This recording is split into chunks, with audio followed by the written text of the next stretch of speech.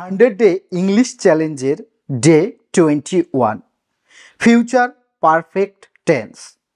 ভবিষ্যতের নির্দিষ্ট সময়ের মধ্যে কোনো কাজ শেষ হয়ে যাবে সেটা বোঝাতে এই টেন্স ব্যবহার করা হয়। 100 ডে ইংলিশ চ্যালেঞ্জের আজ ডে 21। আজ শিখব ফিউচার পারফেক্ট টেন্স খুব সহজভাবে।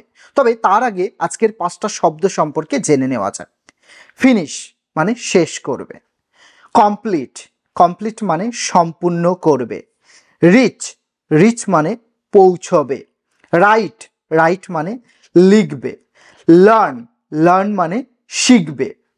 আজকের গ্রামার টপিক আগেই বলা হলো ফিউচার পারফেক্ট টেন্স। তাহলে তার স্ট্রাকচারটা কি হবে?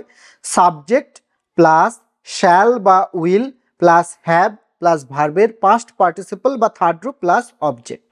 উদাহরণস্বরূপ বলতে পারি আমি আগামীকাল কাজটা শেষ করে ফেলবো, সে বই লিখে ফেলবে, he will have written the book, আমরা স্কুলে পৌঁছে যাব, we shall have reached the school.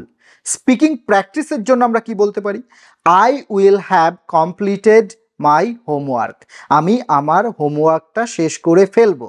She will have learned the lesson, সে তার পড়াটা শিখে ফেলবে। They will have gone to the market, তারা বাজারে গিয়ে থাকবে বা বাজারে চলে যাবে। নিজের লাইফে কি কি হচ্ছে, আগামী সপ্তাহে কি কি ঘটতে চলেছে বা কি কি হবে সেটা নিয়ে তোমরা 3টে বাক্য লেখো এবং সেগুলো লিখে প্র্যাকটিস করো। ফিরে এসো নেক্সট দিন 22তম দিনে, যেখানে আমরা আরেকটা ছোট বিষয় সম্পর্কে শিখব।